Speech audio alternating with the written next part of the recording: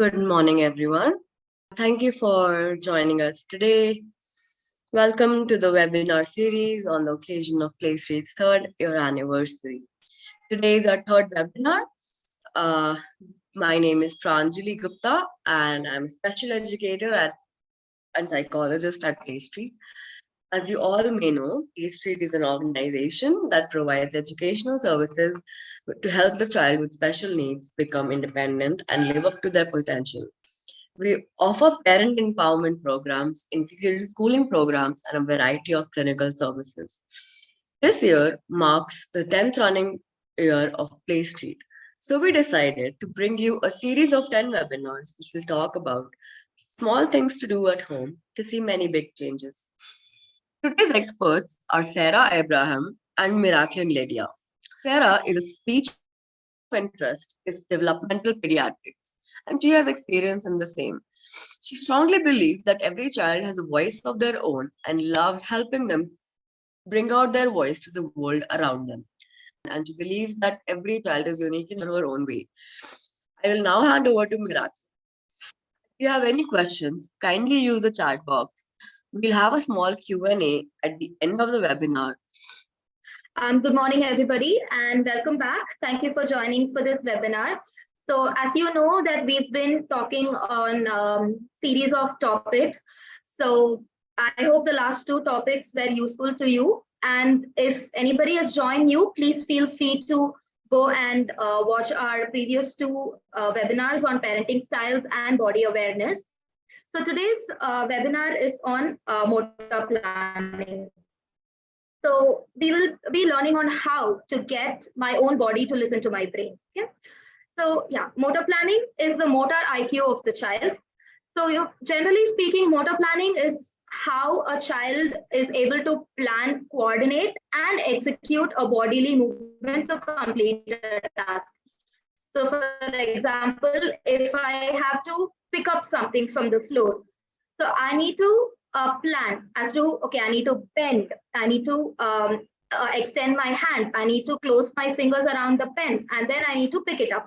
So how my body, or how I plan, how I move my body, and how I execute to take the pen from the floor, that is motor planning. So what helps in motor planning? So as you can see, so this is a picture of our brain. Okay, so our brain has a lot of lobes. Okay, so here, so this part is the frontal lobe, whereas this side is the temporal. Here you have the parietal, and backside you have the occipital, and towards the down there you have the cerebellum. So all of this, so there is here, if you can see the cursor, so the motor cortex. So over here, the purple shaded area is called the motor cortex. So that is where the motor planning happens. So this is the part of the brain which controls the motor planning, so which controls the different steps involved in motor planning. So in the motor cortex, so on the right side of the picture that you see, so these are the various functions of the motor cortex. So you have eye movements, that is the orange shaded part, that's the eye movements, and then you have the purple shaded part, that is that helps in motor planning. You have the red shaded part that helps in somatosensation, and spatial, the blue part helps in spatial stuff for movement. So spatial stuff as in, if I have to move forward, or if I have to move back, right, left, how close do I have to move, or how far should I move, and all of that. And the green area helps in abstract planning. So all of this combining together helps in motor planning. So apart from that, you have structures called thalamus and basal ganglia. So these two structures, they help in control of voluntary movement. So for example, if I have to hold a pen, so I need to have control over my hand to take it, and when I reach the pen, I need to know when to stop, when to take the pen, and when to get back. So if there is any problem in the basal ganglia or thalamus, the control will be affected. So if my finger is here, so if I have to hold it, if there's a problem there, I may go past the finger. I may not able to control it. I may not able to hold it here. I'll go past, or I'll just like keep holding and it'll keep moving. So these are the areas which helps in the motor planning of us. So next is a video that I want to show, which will help you understand how the brain helps in the movement.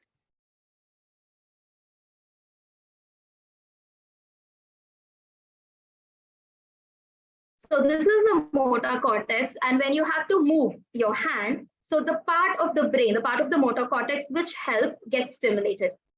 So only when there is an action in the motor cortex will you be able to move parts of your body in a very controlled manner.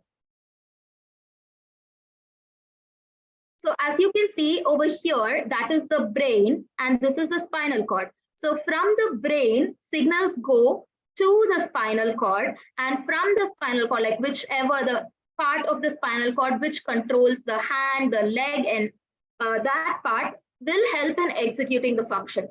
So any problem over here will have difficulty, will affect your movement, will affect the control, will affect the planning, will affect the coordination. So this is the basic of motor planning. So what are the stages? So there are 4 stages. So the first stage is ideation. The second stage is planning and building muscle memory. The third stage is execution. Fourth is adaptation. And then we go back to recall. So these are the stages that are involved in motor planning. So we will be looking into it as we go on. So ideation. So ideation is having an idea of what we have to do before we actually perform it. So like I gave you an example of taking a pen. So I am visualizing. So in my mind, I am visualizing that, okay, I need to move my hand. The pen is there. I need to take it. So before I actually move my hand, I'm just imagining what are the movements required. So this will happen in both similar and new situations. So it's not only to new situations. In similar situations will also happen. It's just that we get very habituated to similar situations that we don't give too much of thought to the ideation process. So in layman's term, ideation is just having an idea of what movement I have to do. And next we go to planning. So planning requires how I am going to move my body to do the movement. So here is my finger. So I need to hold it. So I plan in my mind that, okay, I need to lift my hand like this. I need to move my hand. I need to grasp the finger. So this is the movement. So I'm planning. So first I'm imagining how I'm doing. Second step is planning it.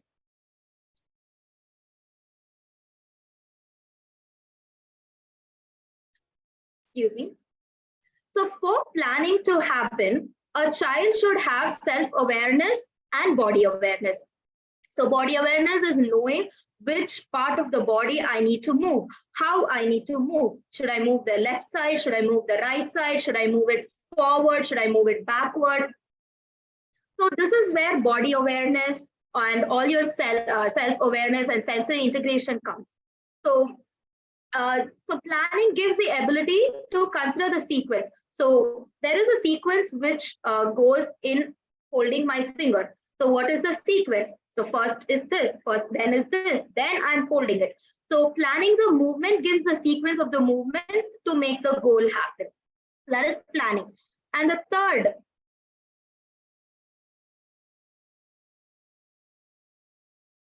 is execution. So execution is doing the task that was imagined and planned. So knowing what I planned and doing the same movement. So that is execution. And then is adaptation. So adaptation is the last step for the entire motor planning to get over. So adaptation in this step, it can be 2 ways. One, you do properly and then the goal is reached. And the second thing is you do it, but then there is some error somewhere. You learn from it and then you do it again, where you do it correctly. So if I have to hold my finger, but then somewhere I don't move my hand properly and then I just hold it before I hold my finger. So I learned, so I need to move my hand little bit to the front so that I can hold my finger. So that is adaptation, doing it and seeing where the problem is and correcting it to achieve the goal. So after this is recall. So when you're doing the movement again, you need to know that, okay, the last time I did it like this, so that is how I'm supposed to do it. So this is a cycle. It's a very continuous cycle. So you first visualize it, then you plan it, then you do it, and then you see if there's any mistake or anything that has to be corrected. And then when you are repeating the movement or repeating the activity, you recall how you did it the previous time and you do it correctly the next. So these are the stages of motor planning. So here I will show you a video. I'll show you two videos. Okay, so I want you to see the video carefully and then I'll tell you.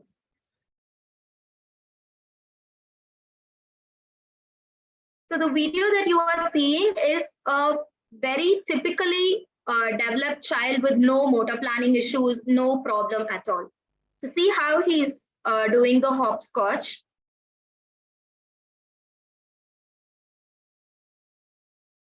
Okay, and then this video is a child with motor planning problems.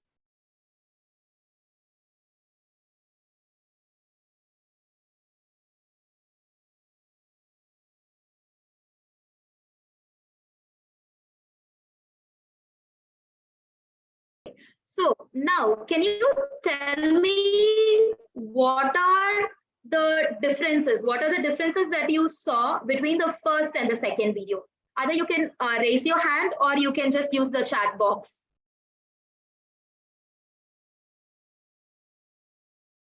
Whatever differences that you saw between the first, okay. In the first video, the person is able to balance his body and stay in one position. But in the second video, the boy is not able to manage in the same position for a long time, say for 3 to 4 minutes. That's correct. Yes, thank you, Jayashree. Mr. David.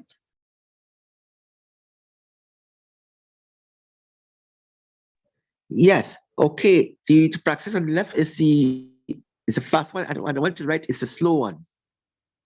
Yes. So the child on the right Yes. side, the child with motor planning problems was doing the movement slower. Yes, that's correct. Okay, the agility and coordinated. Yes. So the child on the left was well coordinated. He was able to do it properly. Okay. Anybody else want to say? Yeah. Ruben is clumsy. Yes. Okay. Thank you so much for your responses.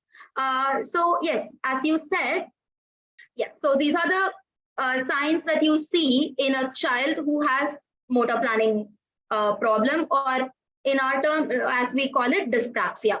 So the general signs that you find are they have difficulty learning new tasks, especially physical tasks. So a task that they already know. So for example, jumping jacks. Maybe they've been practicing it again and again. They've been doing it every day at school or at home. So something that they are very familiar with, if you ask them to do, they'll be able to do. But if you change anything in jumping jacks, so you know jumping jacks is one jump and one clap overhead. So if you tell them to do one jump and two claps overhead, they will not be able to do it because they are very practiced to doing one jump and one clap. They will not be able to plan and coordinate the two claps. So new tasks, which is especially physical tasks, will be very difficult for them to learn. And then, as you all said, they appear clumsy or uncoordinated. So they will not be able to plan. They will not be able to plan the distance or how much force or how many times I should do or how far I should do. So continuous movement, they'll be able to do it. But if you tell them to stop, they will not be able to stop. They'll have some clumsiness or some uncoordinated movement. And as we saw in the video, slow in performing simple tasks, writing or picking up an object, it'll be very difficult for them to do it as a typically developing child. And then have difficulty with timing and rhythm. So as we saw in the video, he was able to hop.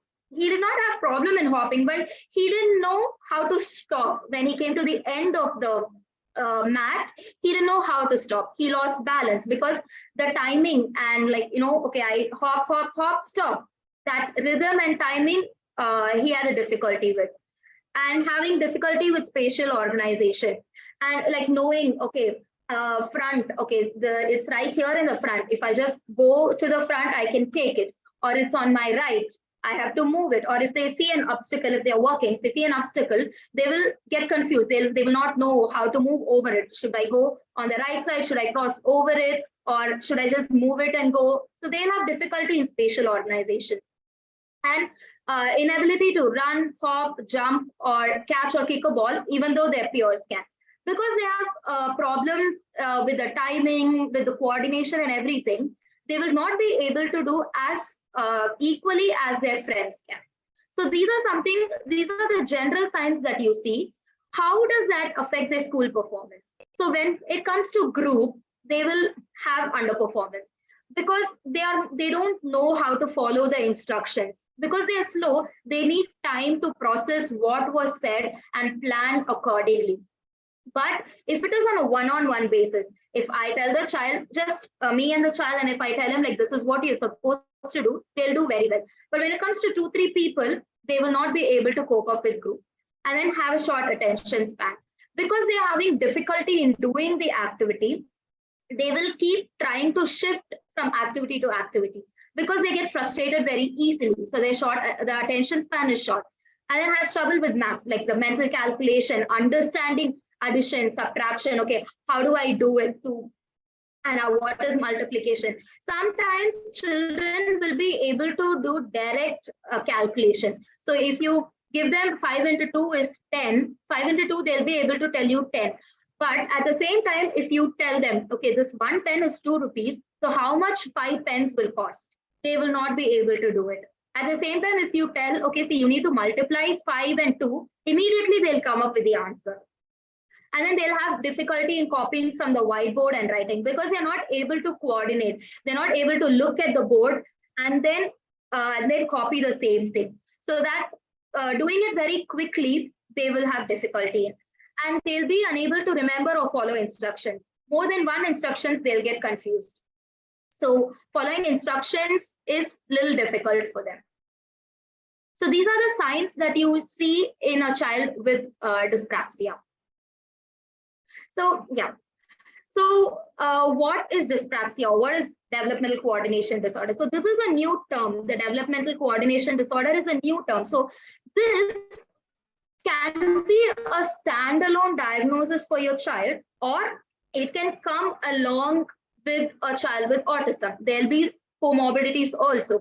So it can be both. They will have just dyspraxia or DCD. So this is a new term. So I hope you get familiarized with this. So they have trouble with motor planning. So they will not be able to learn from the feedback. So, okay, I made a mistake, but how do I correct it?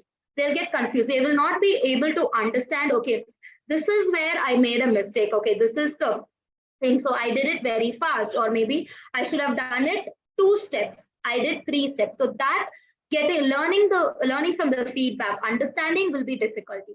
So why these happen? So it can be a result of poor sensory integration, visual difficulties, fine motor, and gross motor coordination. So as I spoke in my previous webinar on body awareness, sensory integration. So the ability to process different senses.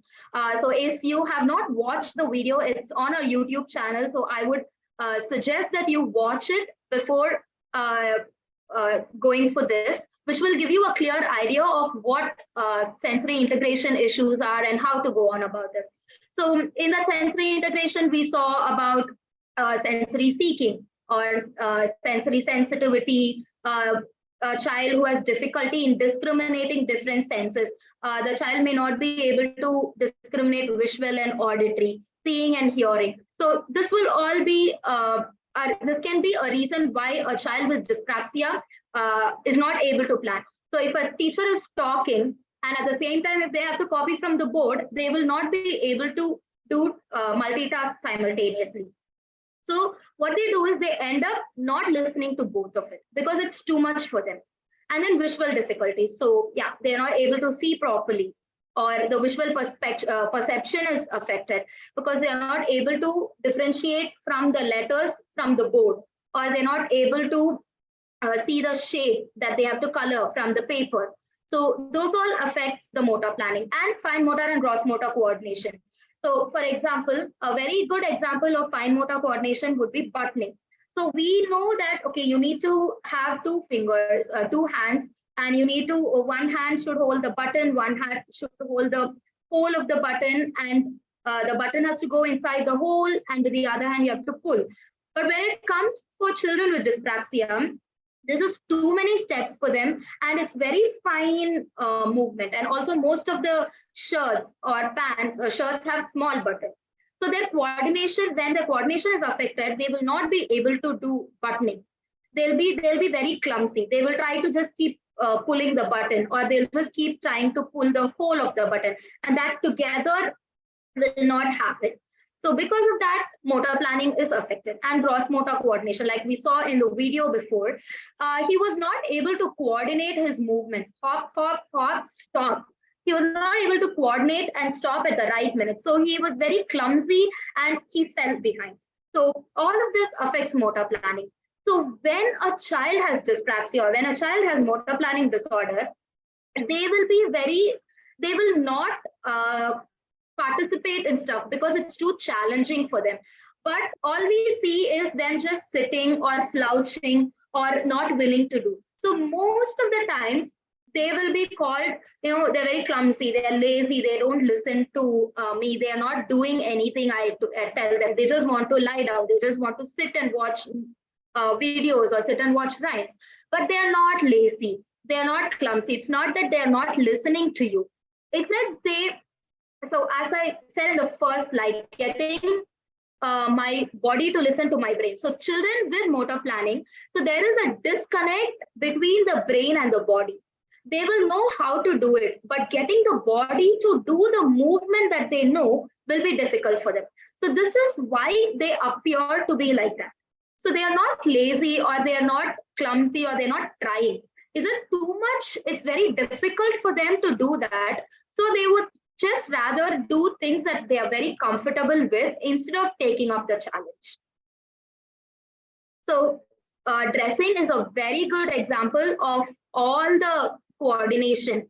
So if those coordination are affected, so eye-hand coordination. So eye-hand coordination is knowing, how which hand to go inside which sleeve, and understanding where the whole of the sleeve is. And knowing then eye-leg coordination is, when you wear pants, looking at the pants and knowing which side of the leg goes into which hole, and pulling it up or removing it down. All of that comes in that.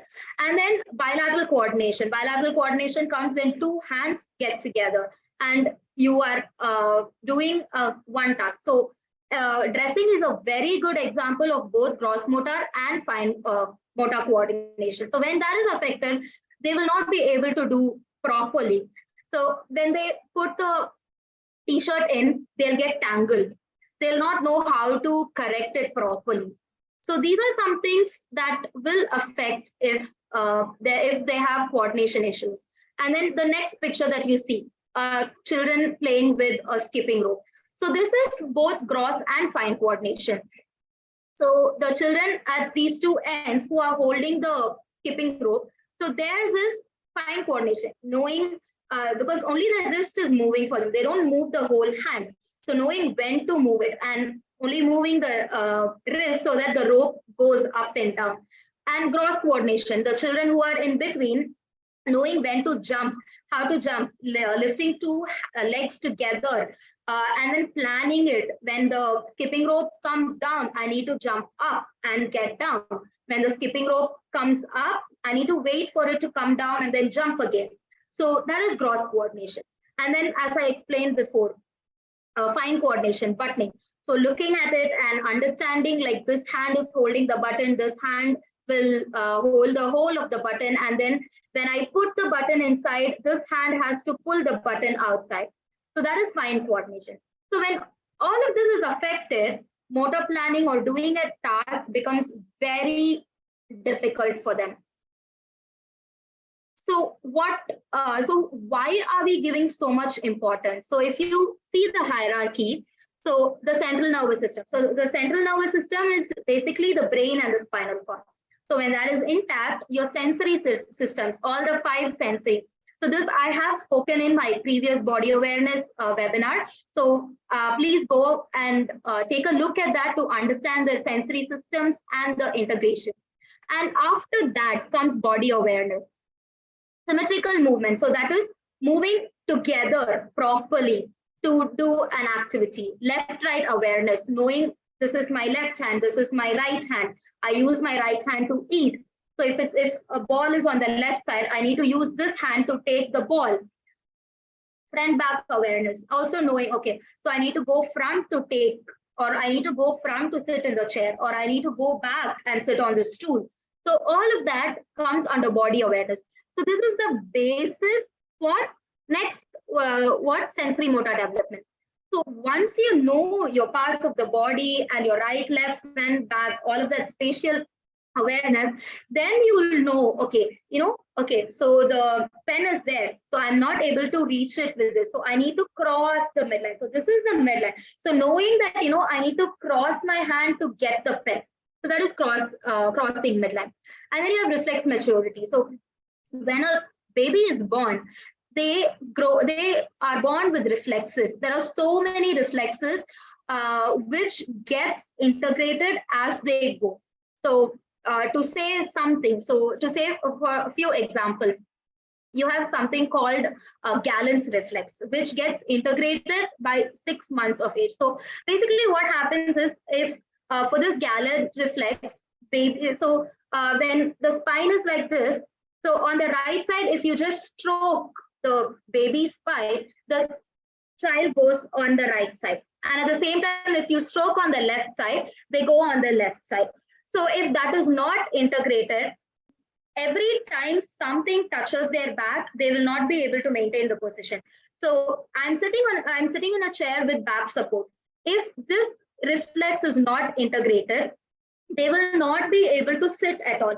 So when I'm sitting with a back support, it is stimulating my spine. If that Gallen reflex is not integrated, what happens is every time something touches, I go like this. I move, I keep squirming. So because of that, I will stop sitting. So these are something, and another reflex is called a parachute reflex. So basically parachute reflex is, if we fall down, by reflex, both our hands get stretched. We try to balance with our hands. If this reflex is not developed, or if the child does not have this reflex, every time a child stumbles and falls, he will hit his head, he will hit his face, or he'll get bruised. This reflex, this safety reflex will not be there. So these are some things which are very important for reflex maturity. And then you have bilateral coordination, like we spoke before, 2 hands together, 2 legs together. So doing an activity with both hands, that, and then attention and focus. So then you have motor planning, eye-hand coordination, and postural management. So if the sensory motor and the body awareness is not proper, if the child does not know all of this, motor planning is affected. So they will not know how to plan an activity. They will not know how to coordinate an activity. So because of that, they appear very clumsy. They may try to do it, but it will be very, very, very difficult for them to do it. So this is why we focus on this more and more, so that they will be able to do the things that they are able to do. So any problem here has to be resolved before we go for motor planning, before we go for the upper level, like perceptual development or cognitive development and oral development. So with this, the steps. So yeah, so these are few of the steps that you can do to help a child with dyspraxia. So parenting style, so how you interact with a child. So I have spoken about this in the first webinar, which is also put up on our YouTube page. So please go ahead and look for a better understanding of the different parenting styles and how that will affect or impact your children. So parenting styles, like how you talk to your child. and co-regulation. So co-regulation is basically you doing an activity along with the child. So both parenting styles and co-regulation, they do not focus on instruction. So it's like, let us do together. Okay, so you try, I will also try with you. So when that happens, it's easier for a child to try a new activity. Instead of you just telling them, do this, do this, do this, you have to do this, you have to do this is wrong, do this, do this. So every time a child keeps getting instructions, the child gets frustrated, because every time they only hear like, do this, do this, do this, this is right, this is wrong, you're not supposed to do that. But as the interaction, when it changes from do this to let's do together. Okay, you do one, let me do another one. So that will help a child in like, okay, mama is also doing with me, or papa is also doing with me, so I can also try it. So that helps in the first step of getting them to try a new thing. The next is task analysis. So that is breaking down an activity into smaller steps. So for example, if you take dressing, wearing a t-shirt, break it down into steps. So the first step would be just pulling the t-shirt from the head to the neck. Second step would be putting one hand inside. Third step, putting your left hand. Fourth step, pulling it down. Fifth step, adjusting it. 5 steps. So instead of telling your child, you know, you need to wear your t-shirt by yourself, if you just tell them like, these are the 5 steps, let's focus on the first step, just getting your child to pull the t-shirt from the head to the neck. So that will help in them, like, okay, these steps are there, I can try it. See, okay, I'm able to pull it. Okay, what's the next step? So this will give them a satisfaction and an interest to try the next step. Then activity gradation. That means if they do one task, so for example, if they are able to do t-shirt, okay, so in t-shirts you have different types of t-shirt, right? You have half sleeves, you have sleeveless, you have full sleeves, you have a hoodie t-shirt and all of that. But when you want to grade an activity, say dressing, if you want to grade it, like just change one aspect for them.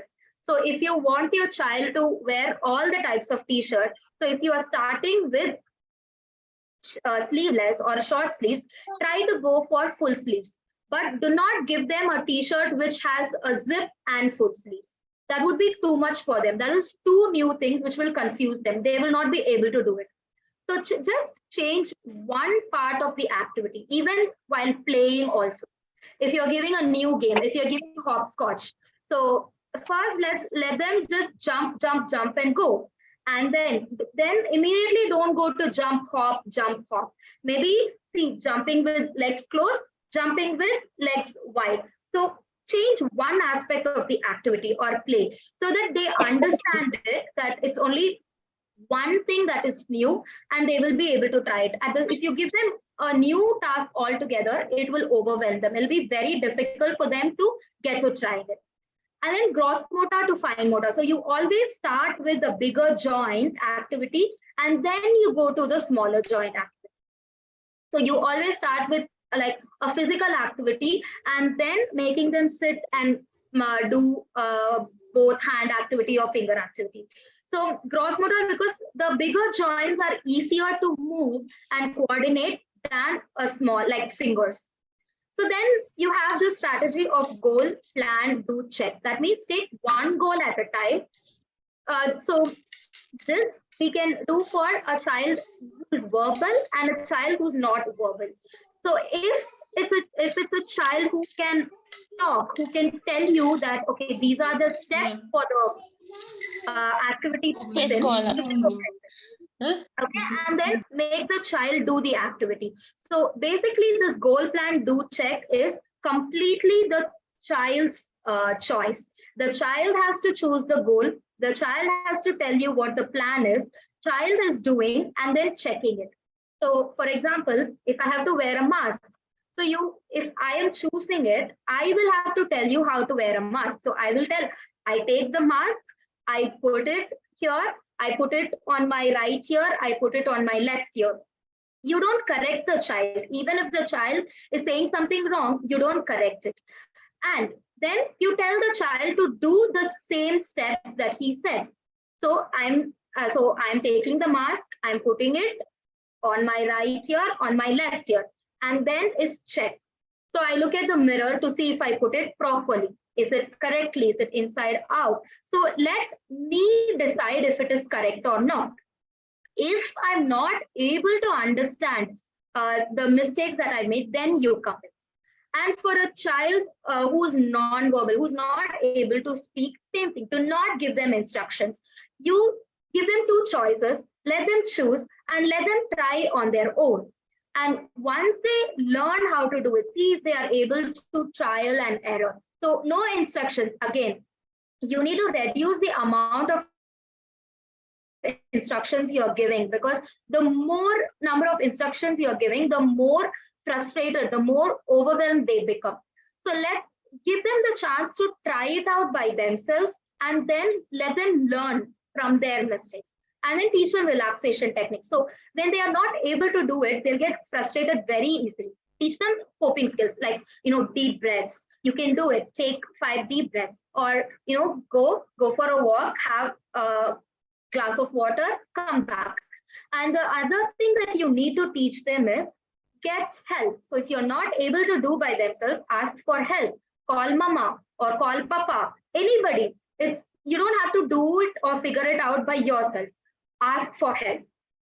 So these are few things that will help a child with motor planning issues improve themselves. So I will show you a video. So this is the same boy.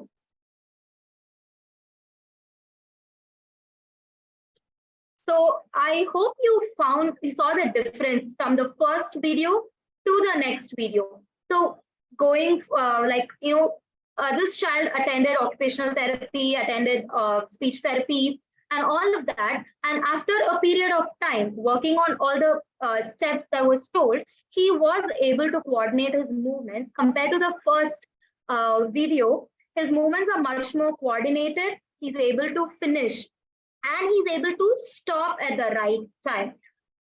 So I hope this was a useful presentation. And yeah, so the main thing is, it's okay for your child to make mistakes. Even we make mistakes, a lot of mistakes, but it's okay. Teach your children that it's completely okay if they make mistakes. They need to learn from it. They don't have to be perfect in the first try. Practice makes perfect. So just emphasize on this more, so that they'll be willing to try out, willing to make mistakes and learn from them and improve them. So this is from my side. I now invite Sarah to talk about motor planning on the mouth. Thank you.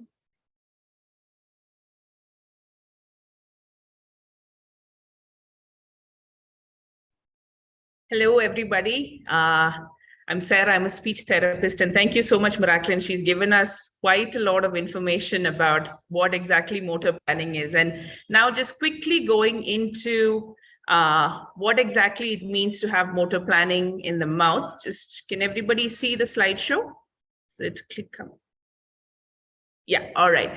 So I'm going to try my best. Please, if you do have questions, please do ask us in the chat box, and we will try getting back to you. So going into motor planning in the mouth. So Miraclyn gave us a big explanation about how it works in terms of the entire body. And I just want to focus mainly in terms of our mouth. When we look at it, we've got two major functions with our mouth. Yeah, we eat and we speak. These are the two things that we do with our mouth. So when it comes to this is something that we take, and we take it so, we take it for granted, actually, that we can speak so fast, that we can eat easily, and we expect our children also to do the same. And we don't really realize that there is so many things that need to happen in place for us to be able to do this. So that's one of the things that we're going to highlight on. We're going to be talking about how it varies. How does this motor planning vary, especially when it comes to speech, when it comes to feeding, and how do we go about working? We're going to try explaining it as much as we can. But before we even go there, the first thing that I want you all to remember, and I know that most of the time that you all come to us. So as a speech therapist, I get a lot of parents who come and say, please make my child talk, please make my child talk. Or we've got, parents who come and say, my child can say numbers and they can say this, but why aren't they, communicating? So there is a very, very big difference when it comes to speech and feeding and when it comes to language and communication. Speech and feeding is a completely pure sensory motor act. When I say that, now Miraclyn has been covering what it is in terms of motor, what it means in sensory. I know where my mouth is, I can go pa, pa, pa, pa, pa. This is just a motor act, me doing speech. When it comes into language and communication, it is the intent that comes in, that I want to express my thoughts out. There is a lot of thinking that goes behind it, and that is a cognitive, or that is a thinking process that needs to happen. So these are very different entities. I want you all to understand this right from the beginning, so that you will be able to differentiate that we can have children who can maybe say a lot of things, but if they can't communicate, there's a big difference. Yeah, so that's the first thing that I want you all to remember. And also, when we talk about motor planning difficulties, these are some of the terms that you would actually hear a lot of professionals use, and they all actually mean the same thing. You hear things like childhood apraxia of speech, you hear verbal dyspraxia, you hear developmental verbal apraxia. There are a lot of different variations that people use, but it all means that the child has a difficulty in terms of planning and organizing what the child wants to say. Okay, so what we're going to be focusing on today is we're going to, again, like I said, we're going to be looking at the mouth. So can I just ask anybody here, you can either raise your hands or you can put it up in the chat box, that what do you think are the most important things when it comes to speech and when it comes to our feeding or eating? What do you think are the most important parts of the mouth that are needed? Tongue, okay. The jaw, the tongue, the lips. All right, jaw, tongue, and lips. Yeah. So when we're looking at, thank you so much for being interactive. Yeah. So we've got a lot of parts we've got a lot of things that are happening in our mouth, but I just want to focus on 4 important things today. You've got your cheeks, you've got your jaw, you've got your lips and your tongue. Now, all of this, even when I'm talking right now, it's just, you are just hearing speech, but there is so much that needs to be going on in the back. And my hope, and our hope as a team here, is that you all understand that it is not as easy as we see it. And there's so much that needs to go on planning right from the beginning. And that's what we want you all to understand at the end of this presentation. So looking at the mouth, we've got the cheeks, jaw, lips, and tongue. And there needs to be certain things into place in all of these parts that need to come together for us to work. So these are some developmental foundations that I want to quickly go by, and you will see how important it is when it comes into using it for speech and feeding. So when I'm talking about awareness, I think we did have in our previous presentation, Miraclyn did last week, did cover body awareness, and we did speak about these things, but just talking it with relation to the mouth. Awareness is simply the fact of knowing that this is where my mouth is. If I ask you all, you don't have to look into a mirror to know where your mouth is. You guys, all of us have the awareness that this is where our mouth is, this is where our lips are, this is where my tongue is, without even having to look at it. When I'm talking about placement, it's the very simple fact of being able to move each part of this mouth and, knowing that we place it for different sounds, for when we eat in different ways. When I'm talking about the simple thing of dissociation and grading, now these might be terms that we're going to be hearing quite a lot in this presentation, but I want you all to understand that dissociation simply means that I am able to move this part of my body or this part of my mouth without having to depend on any other part of my body. So for example, if I take my jaw, I don't need to move my neck to move my jaw. Now, you do see children who have motor planning difficulties that they do struggle with this, that they're not able to. If I'm opening my mouth right now and going, you do not see my neck move. You're just seeing my jaw move. That's because I can independently move my jaw alone. So that is what and this comes for all parts of our body, but I'm just focusing on the mouth right now. And we've got grading again. It's how can I segment it even in this, so in moving just my jaw, how can I segment it to how much I should open, grade, how much should I close, how much should I open? All of these things is already happening in my brain, and it's coming to the part of that body, to that specific part of the body. When I'm talking about stability and endurance, it's simply the fact that we don't just speak once. we are constantly speaking or we are constantly eating. These muscles need to be able to do that continuously. And that's what we are trying to mean when we say stability and endurance, that how stable can these parts of these organs be, or parts of these mouth be, for us to use it on a recurrent basis. And when we talk about sequential movements, now this is something that I would love if all of our parents understand, is that speech is sequential. We are constantly talking. Now, even with me, when I'm talking right now, I have my thoughts in my mind. It's just coming out. It's literally like we always say here, is it's like a dance inside your mouth. Every part of your mouth is moving. Your tongue is moving, your jaw is moving, your cheeks are moving, your lips are moving. There's so many things that's happening simultaneously that it's just a flow. And now when we come to children who have these difficulties, in terms of motor planning, you are going to find that this is so hard for them. And we expect them to talk. We expect them to be like, you're like, he's not talking. We think that they are not interested, like Miraclyn was saying. We think that they're just not interested or they don't want to talk. It's really not that. They actually have a difficulty when it comes to it. So these are some of the foundations that need to be in place. So there's a lot of sensory things that need to happen. There's a lot of motor things that need to happen for us to be able to speak. Now, some red flags, these are just a few, but there are a lot more. You might see, like we mentioned before, that your child might seem clumsy. Your child might, especially when it comes to feeding, a lot of parents come and tell us, my child is very picky. He doesn't eat certain foods or just stays away, from certain foods. You see that they're very aversive to these kind of things. These are some red flags that there might be something wrong that's going on inside the mouth. There is some issue.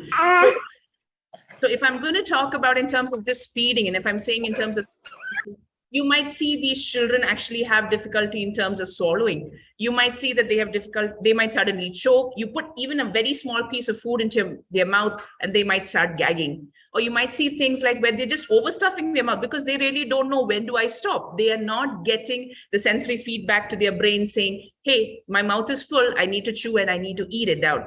That is something that they find they find hard. You will see that they are very aversive to certain textures. We have a lot of parents who come in saying children do not like touching things which are sticky or slimy. They don't like eating food that are wet. You've got so many things. When the norm is, we can have food preferences, but generally we should be able to eat everything if we do not have a lot of issues. You see some children who have prolonged feeding, like in terms of, not just in terms of time, but you'll see even after the age of 3 and 4 that they might only stick to semi-solid foods or pureed foods. They don't like having solid foods in their mouth. Simple things like these are red flags that there is something that is not right. When it comes, you might have issues where they're not able to drink from a straw, they're not able to blow. So many issues. I'm just highlighting a few here, but there's a lot that goes into place. When I'm talking in terms of speech, a lot of them come up with this thing and saying that, yeah, my child makes sounds, but when I ask them to talk, they don't. There is actually a difficulty that they have. So if you ask them to look at you and copy what you're doing, you will see that they actually have difficulty in imitating or copying what you're doing. You ask them to speak something, they actually find it hard. It's not that they are not interested in it. They might just say the first sound, or they might just say a few words. Speech clarity, or when I say that, is you will not understand what they are trying to say. And the usage of words will be very, very inconsistent. You might not, they might randomly say a word, but when it comes into actually using it, they might not be able to say it. So these are some things or some signs when it comes to motor planning difficulties. There's a whole lot more, but these are some red flags that we would like you all as parents or professionals, whoever is watching us, to understand that these are some things that is going wrong. Hey, we need to look into this a little more deeper. So Miraclyn covered this in terms of what are the steps involved. We looked at there are four main steps, where there's ideation, there's planning, execution, and adaptation. These are the 4 things that come, and recall also. But I want to give this in terms of a simple, very, very simple example. She spoke in terms of holding a pen. I'm going to go just into the mouth when I'm just going to talk. If I'm going to say the word ball, okay, now I had to think of that word in my mind. Now that's what I mean. That's me imagining it. That's the idea. When we say ideation, I had to think about that in my mind, and my brain sends the signals to my mouth to plan exactly that. Now, when I'm saying, now this is how I'm going to break it down for you all to understand that speech is not easy. The very fact that when I'm saying ball, there are so many parts of my mouth moving together. For example, B, that's my lips, which is going B, my jaw is going and my tongue has to go up and go L. Okay, these are separate sounds that are coming together so uniformly that you don't even know that I'm saying B, L. That's not what I'm doing. Before I can finish one movement, there's already another movement. That's when, remember when I spoke about sequential movements, that these are happening so quickly and swiftly that you hear it as one word, ball, because that's how the idea went. It's planned. The execution is me saying the word, that's ball. And if I say a mistake and I say bomb, I immediately say, oh, no, I actually meant to say ball, because I immediately got the feedback saying that I said the word wrong, and I make corrections for it. Recall is for me to be able to think, and we create these muscle memories to get, to keep doing. So every time I say ball, ball, ball, ball, ball, my brain is already sending the signals to my mouth to say, okay, this is how we say it. Now, you will see that our children struggle with these steps. These are the steps in motor planning. You will see that they struggle with this so much. They might have the thought up in their mind, but they are not able. There is a difficulty in terms of relaying it to their mouth. There is a difficulty that they have in terms of executing it. So it comes out as ba, or, they might be trying to say ball, but it might come out as something else.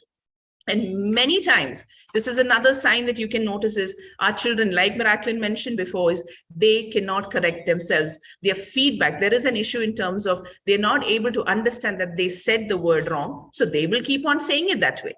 And they're not able to correct themselves and, hey, I said this wrong. So this is what the steps are involved when it comes into motor planning. The same thing when it goes into feeding. If I'm looking at feeding, that a spoon is coming into my mouth, that means that I need to know how to open my mouth. You won't come and hit the spoon on your lips. Your lips need to be able to open. Your jaws need to open. The spoon goes in. My lips and my tongue need to clear the food off the spoon. There's so many things that are happening together for me to be able to move this mouth, for me to be able to do this. And these are things that we take, like I'm saying, I'm going to keep saying this again, where we take it so for granted that we think that, hey, our children should just be able to do it. And many times this goes, parents don't even notice, or professionals don't notice that, hey, our child is actually having an issue, and how do I work on this? And we just do what I'm telling you to do, say what I'm telling you to say it like this. And, we keep thinking that they're not able to remember, or they're not able to understand what we're trying to say. And we just push them aside, and it does get frustrating for our kids. So these are some of the steps. Now, this was all in terms of speech, but before I even go into speech, now what I said was these are speech is a very precise, it's fine motor movements. These are very small muscles on your face that need to move together. Now, even before going here, this Miraclyn already covered it. I'm not going to go into too many details, but I want you to understand that speech, you all come to us and we really want you all to, you all want, ma'am, make my child talk, make my child talk, make my child talk. Yes, we want to be able to get there. But before we get there, there are so many systems that need to work together before I can read speech. And it is frustrating. If a child has sensory issues, if a child is not at all aware of what is happening in the mouth, how am I expecting the child to have speech?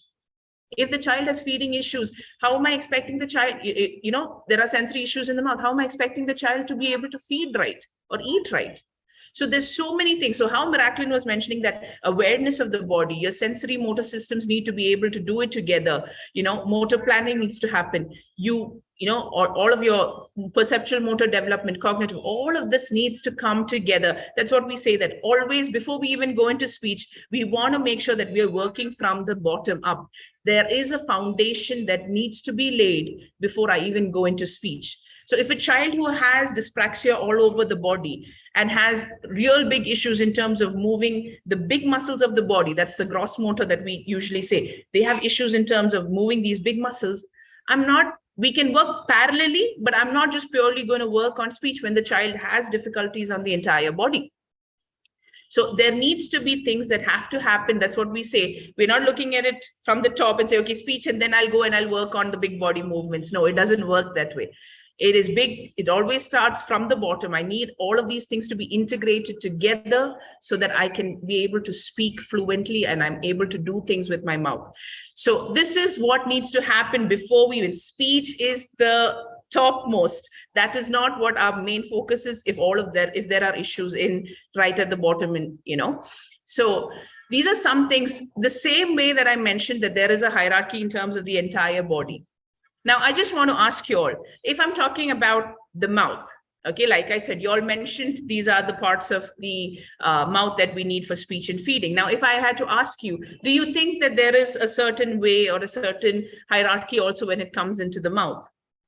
Or do you think that no, all parts of the mouth move together? No, there is dissociation. There is dissociation. Yeah, it has to happen. Dissociation has to happen. Yes, dissociation has to happen. Now, if I were to ask, so all of you here, what do you think? So I'm just going to ask you between three. There's the jaw, the lips, and the tongue. If I'm going to ask you in between these three, what do you think is the most important part of the mouth when it comes to speech and feeding? I've heard it many times from Sharon, so I would say the right answer, jaw. All right. Okay. We've got somebody who's already heard this before, but for those who don't know, okay, the first thing that we generally try, or everybody tries to focus on, is the tongue. Now, let me just show you a simple example of between the two. You can, if you all focus on me, and I'm trying to talk with my jaw fixed. Did you guys understand anything that I'm trying to say?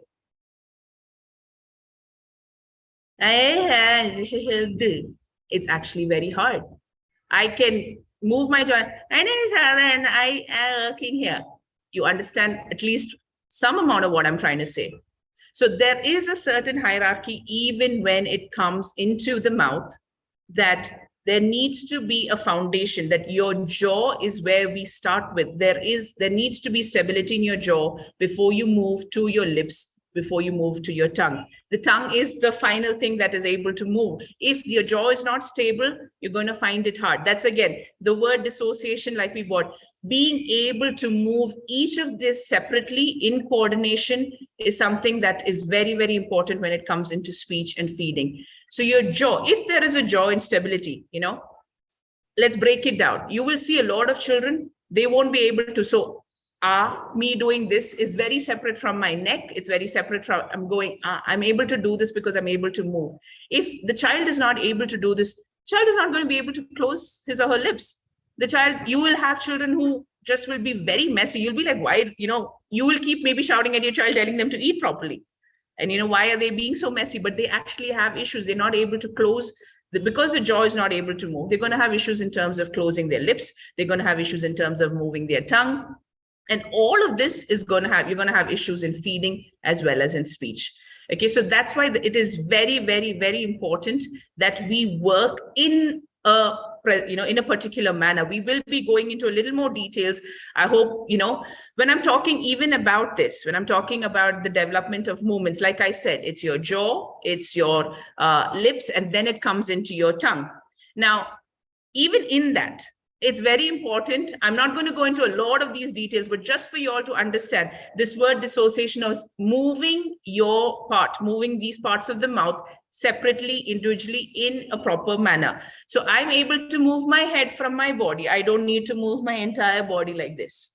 That is a simple, movement of just being able to, I can separate my neck, I can separate my jaw from my head. So this is my entire head and I can go, e, oo, whatever I'm saying, I'm able to do that. I'm able to move. So if you have to look to your right or your left, none of us go like this. We will be able to look directly and we're able to see, like if you just move your eyes are just going to the right or the left. You don't have to move your entire eyes. And even your tongue from your jaw, that is, can I move it? This, can I do it? So there's a lot of separate movements that need to happen when it comes into feeding and to speech. Now, one thing that I want you all to remember is that even in this, it is a development. There is a certain hierarchy that is followed. You cannot jump and, expect the child to, would any of us force a 2-month-old child to start eating solid foods? No, we wouldn't. Because we know that the child is not yet ready. The child cannot do it. The same way for feeding and for speech, there is a certain development that needs to happen. So if I take the very simple, so this is not just in terms of speech, it is also in feeding. We will be covering a lot more of feeding into the next webinar next week. So, we've been talking, we're trying to connect. So please make sure to be following us throughout these 10 weeks. So to make a to understand this fully. So when I'm talking about feeding or when I'm talking about speech, as soon as a child is born, as soon as an infant is there, the first thing the child should be able to do with the lips is, can I move my lips separately from my jaw to open my mouth to breastfeed or to drink from a bottle? And it is going close to open, open to close. Can I do that with my lips? So can I hold on to a bottle and drink? It's the same thing that happens when we make sounds. Ah, m. These are all movements of, m, p, b. These are all movements that I do with my lips. But those simple movements, without having these movements of the lip, I can't expect the child to go ooh, e. This all comes in much later, because the child slowly starts eating from the spoon. There's a lot of hierarchy that happens between feeding and speech. There is a big relation between the two, and we cannot just jump steps. A lot of parents, my child is not able to say, sir, kurga. These are like sounds that the parents say that my child is not able to do. But when you look at it, the child might actually have difficulty right from the beginning of even trying to say ma, pa, ba. And without working on those sounds, I can't expect working into much more, sounds which require a lot more precision. So every part of the jaw, the lips, and the tongue have to work separately, but also need to work in a coordinated manner when it comes into your feeding as well as your speech. Now, even when a child is born, even the tongue movements, if you see, is they suck. They're able to retract and protrude. That is, move their tongue and go. This is how the child is able to do it. As slowly as the child keeps developing, they're slowly able to keep their tongue stable and start moving it from the middle. Can I go to my right? From the middle, can I go to my left? The same way, can I do a whole sweep? These are things that the tongue develops, and these are required for us to be able to speak a lot of our sounds. We've got a lot of sounds that where the tongue is involved. So if the retraction is not there, if the child is not able to move the tongue back and forward, if the child is not able to move the tongue left to right, I can't expect my child to be able to lift the tongue up and bring it back down. And we take it for granted. La, la, la, la, la, la. I'm saying la, but how much of, we are able to do it so easily that we're not thinking. But there are so many movements that need to happen in place before I even work on a sound which requires my tongue tip to go up. Even in the tongue, different parts of the tongue need to move. Can I only move the back of my tongue? Can I move only the tip of my tongue? There's so many things that need to work together. And even, when we talk, when we, in a word, where we're constantly talking, our mouths are moving. Like I said, ball, before I even finish the first sound of verb, my mouth is already ready for the next sound. It's already ready for the next one. It keeps moving that way. So that stability that is required in the mouth is so important. And we are looking at speech as if we expect our children to be talking like us. When so many of our kids will have issues in just planning how to make the first move, or they do not have the independent moving of just the lips from the jaw, or from the tongue from the jaw. So when we see that, they are definitely going to have difficulties when it comes into talking, when it comes into feeding. We're going to have these issues that come up. So how do we move forward with this? Now, I did give you all a lot of explanation that this is hard. There's a lot of movements. That's the first thing we want you all to know. There's so many things that are involved. But moving forward with these kids, how do we work? Now, I'm sure that all of you do, how do we move forward with these children? Now, when it comes, especially in terms of, I'm just focusing in terms of the oromotor part of it, is like Miraclyn mentioned, is there's a lot of aspects that need to come together. What works for one child will not work for the other. We need to have something that is individualized for that child based on what difficulties the child has.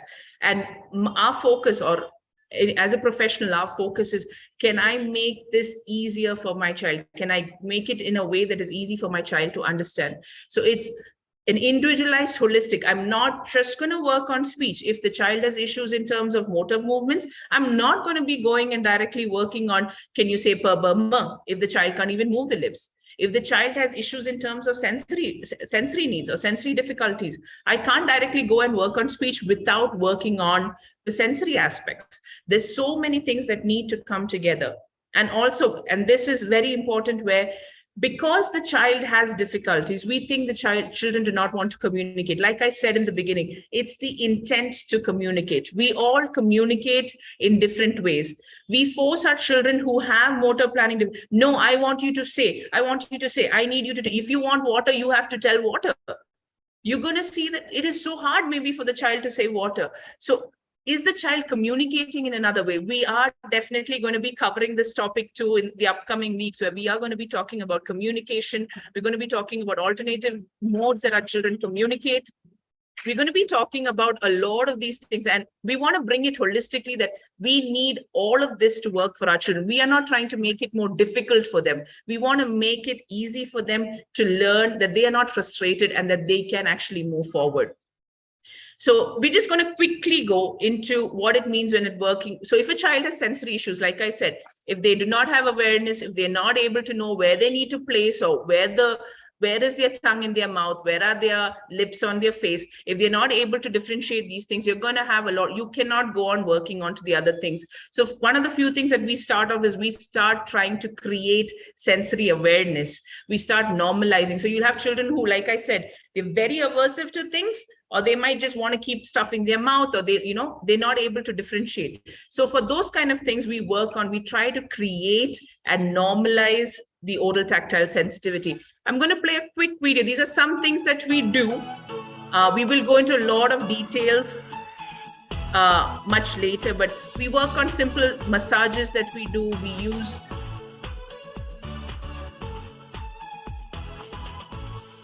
just let the video play.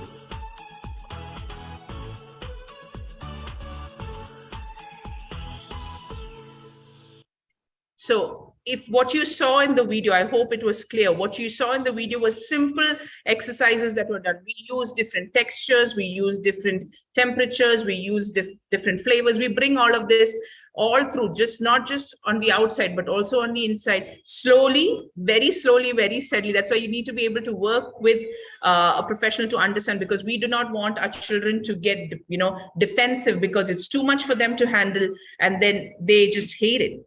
Even when it comes to speech, we keep pushing them for it, that the moment that they come and they're like, no, we don't want to even try, because it's so frustrating for them.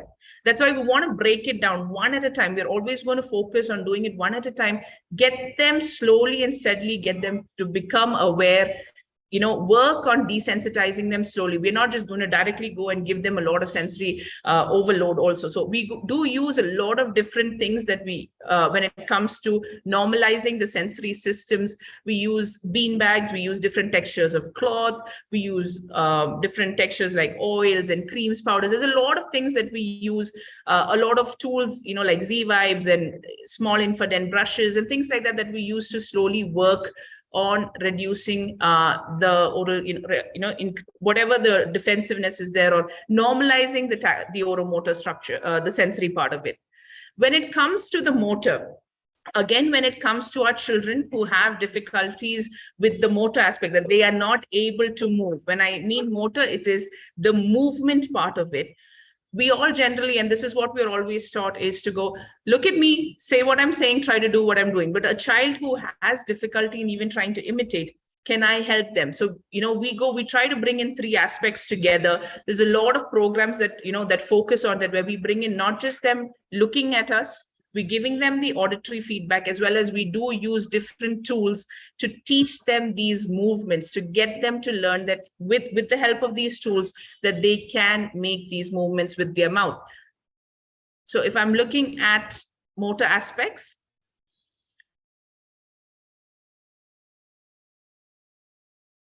these simple tools just to work on them learning how it is to grade their mouth. 3, 4, 5, 6, 7. Ah, blow harder. Okay. 1, 2, 3. So when you see in that is we use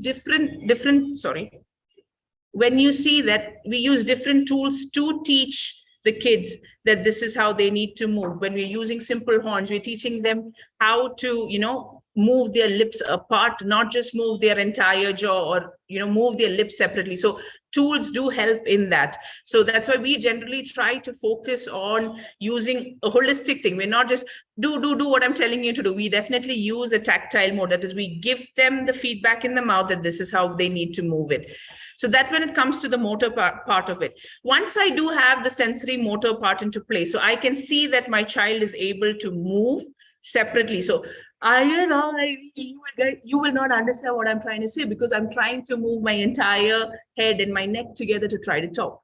Once we get these movements separately, like I said, separate movements, precise coordinated movements, once I get these motor movements into place, then I go into speech, or we work with it parallelly. Once I see the child is able to make the movement, even in speech, like I said, one thing I want you all to remember, it is not directly jumping, oh, my child is now going to talk in sentences, or my child is going to have a conversation with me.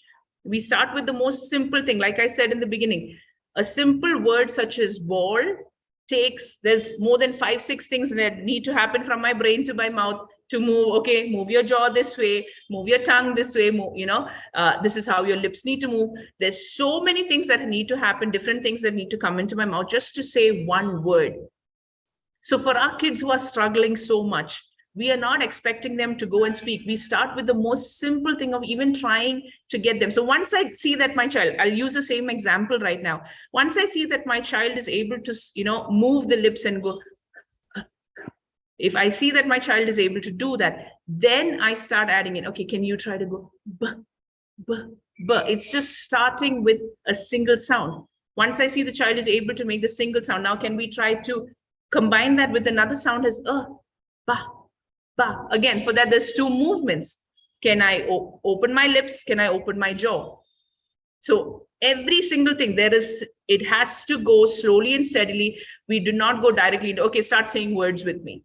If we see that a child has difficulties in this, we break it down for them to learn every sound separately. We teach them the motor movements, we teach them that, and then only we go into speech. Otherwise, it is very, very, very hard for our children. So once these things have come into place, I'm going to show you a video of one of our kids. This is a child who has motor planning difficulties and how we use. So we have different techniques or different treatment approaches where we use to teach our children how to make these motor movements and how they can use it for speech.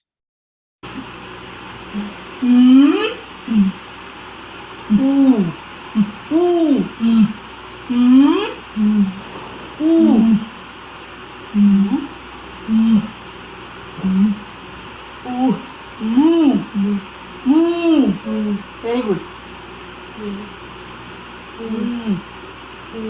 Very good. Next. E. E.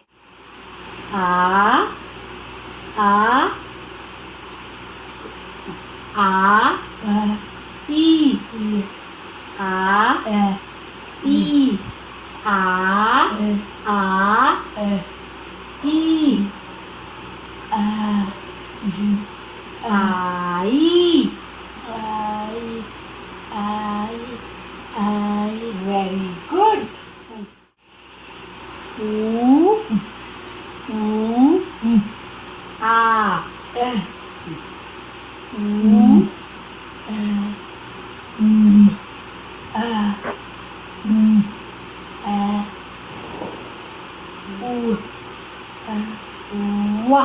good. Very good.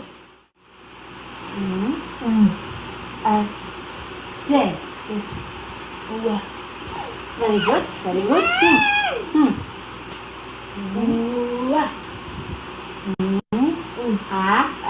10. Water. Very good. Very good.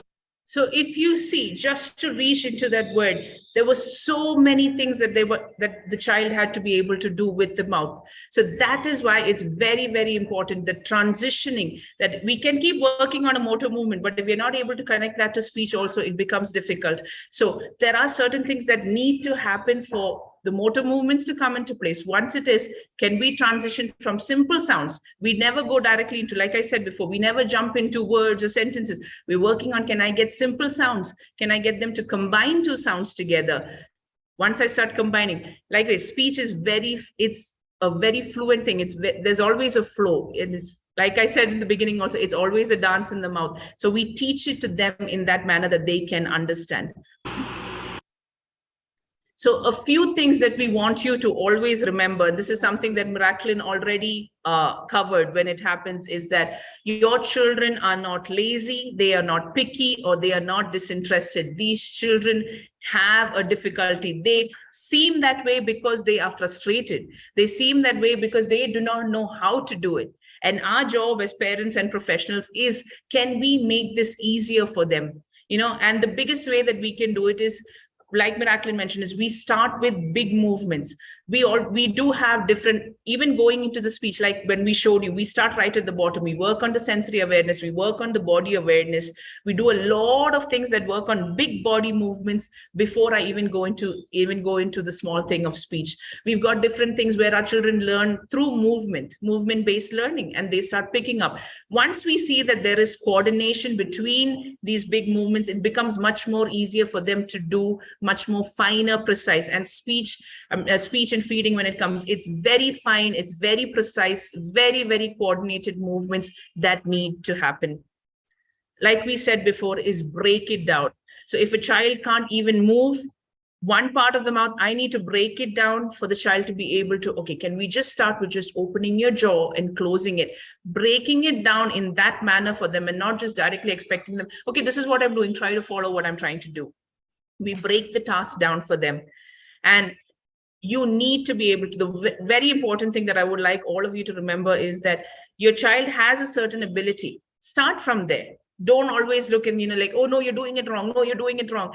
Try to do what I'm trying to do. It is very, very difficult for the child to do it that way. Start from where? Encourage them in what they are doing, and then start moving slowly, one by one. If the child can blow once, I'm not expecting the child to blow 10 times immediately. I start with 1, I start with 2.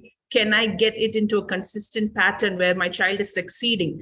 It builds their morale, it builds them wanting to do it rather than discouraging them down. So these are few things we've tried our best to concise it. If you do have more questions, please, we will be answering them now, and I'll hand it to Pranjali also at the moment. So we'll take questions now. There's a question from, I can't see the name. Okay, so instead of pa, my child says ma. Instead of la, my child says na. And sometimes instead of 1, she says 5 and 9 instead of 8. Why it's happening? Okay, again, I think we'll have to look into that a little more into detail. Is that really a motor issue that the child is having or not, or is it because of how the child has learned? We'll have to look at that into a lot more detail and see where exactly it's going wrong. I'll also ask Shireen ma'am if she's got any inputs on the same to add that in also. I just wanted to add to that for that parent to ask that question. When generally you have PERMA learner kind of difficulties, the placement might be right because visually they all look the same, right? If you do not integrate your auditory, visual and tactile input together, because if you're just waiting for, the visual information, you don't know what I said, they all look the same. So this is where they need to integrate the auditory processing also and put it together. And that is also part of that motor planning process. What did I hear? What do I plan for? How do I execute it? Right. So yes, like Sarah said, you'd have to add in, we'd need a lot more information on that, but this is just something for you to think about. Okay, go ahead, Pranjali. So next is Ananya's question. My child is unable to say words or small sentences in one breath, even after doing breathing exercises. Child is not able to say, okay, again, when it comes into motor planning, so the one thing that is there is also coordinated movement that we do always tend to forget is there is a breath that we're always talking on our breath, and there is a coordination that needs to happen for that. Again, how we teach it, where is the child finding difficulty, how long is the child able to sustain a breath and talk, these are very small where the child can have difficulties. Coordinating that can, where the child can have difficulties in terms of coordinating the breath support that is needed for speech. So there are things that we do to work on it, that we work on improving their breath support, improving how long they can, hold their speak on a breath, and there are different things and strategies that we also use for the same. So we'll have to look into that to find out why exactly it's happening, but definitely we do work on improving their breath support also. It is very, very important because that coordination is needed for us to speak. Okay, next question is from Niveda. My son is mouthing all objects. How to avoid it, and how should I teach him appropriately with respect to food items? Okay, so I'll ask Miraclyn also to jump in here and add on to after I speak, where mouthing is, there definitely shows that there is some kind of sensory need that is not being met inside the child's mouth. And there needs to be, like we said, sensory is the base. We start with that. So there are different approaches that we use again on how we can work on, getting them to have normal oral sense. The sensory system needs to normalize for them to be able to use it. So even when it comes to food, even when it comes into all of that, there is certain strategies that we generally don't jump in and just, try to get them to remove it out of their mouth. There are certain ways that we work on in terms of, like we showed in the video, where there's certain massages that we do on the, just on the face, inside the mouth, working on different textures, temperatures, flavors, all of this together to slowly start normalizing it. So the sensory need is met. And with that, it also helps in reducing the mouthing also. Miraclyn, if you would like to. Yes. So Sarah has covered most of it. So, and also one thing that you need to check is, what is the child doing when the child is mouthing? Is the child just keeping it in his or her mouth, or is the child trying to bite it, or is the child licking it? So the different things. And also, is it just limited to toys, or is it different surfaces? Like, there are children who will just randomly, the table or the wall, window, anything they get their hand on. Also, do they suck their thumb and all of that? So, and does that affect food? Because of this, does it affect food intake? Are they not eating properly and all of that? So based on this, you will know whether they are pressure at the jaw area, or is it just oral sensory issues and all of that. So like as Sarah said, so stimulation over here, giving them massages or vibration sometimes will help. So inside and outside, different textures like, crushed ice, or, so you can go from semi-solid to solid and crunchy foods. So giving carrot or apple where they have to bite and chew, all of that. So those are some things which will help them reduce the mouthing, and also keep telling them that, okay, these are some things which we do not put in the mouth. The only thing that we put in the mouth is only food items. You have to teach them that, okay, these are stuff which do not go into the mouth. Only food, the things that I eat are supposed to go in the mouth. So clear-cut difference, teaching them like, this is right, this is okay to put in my mouth, this is not okay to put in the mouth. So all of this will help meeting the sensory need of your child, which will help in reducing the mouthing. Yes, ma'am, go ahead, Penny ma'am. Yeah, so I thank you for this question. Mouthing is actually a very big concern most of the time from the parents. And Sarah and Miraclyn have already given their point of views from a speech and an OT perspective. And these answers were perfect. But I also want to add one perspective here. Perspective as understanding child as an individual. And very carefully, my team has crafted the word as sensory need, not just sensory issue. When we look things as an issue, they appear to as like an issue. But see, Miraclyn has used the word sensory need. Need itself says it's a need for them. Now, something if they need to do it. And if you get too anxious about it, our children are very good at understanding the non-verbal cues of other people when it comes to these things, and these anxieties pass on to them. So if you start understanding initially that mouthing is a need, and if my child is doing it, my child needs something here. My child is anxious, or my child is aware of something, awareness in terms of sensory awareness, and my child is trying to deal with it. My child is already trying to regulate himself or herself. So please have that relationship with your child, that understanding that my child is suffering. Your child is always the key point, and he's trying to regulate himself by doing this in a certain way. So me grabbing it me getting anxious about it, me scolding him, and me telling him not to do it is really not going to help. First, accept it, that it's their need, let them do it, and then whatever strategies Sarah and Miraclyn have told you, start putting them in place gradually. Start putting them in place so that their need is met with a meaningful sensation they are getting. Their need is met with the meaningful and the purposeful movement they require. And then when they're able to create those purposeful and meaningful sensations, the decoding of those sensations and movements, the mouthing automatically starts getting reduced on their own intrinsically. So do not worry about it. Okay, take the strategies, use them, but don't get anxious about it. That's a very big takeaway. Fine? Okay, I hand over the mic back to Miraclyn and Sarah. All right. I think that's all the questions for today. I'll hand over back to Sarah for the end note. I do know that there are a lot of questions that have come back on the chat that we have not, and because of a time constraint, and that's why we are ending it now. But please know that we will be answering these questions once we are uploading this on our social media handles. It has been, all of our links have been sent in the chat box. You can definitely join us on our Telegram, Facebook, all of our social media pages, and we're going to be uploading these recordings onto our YouTube and Facebook channels.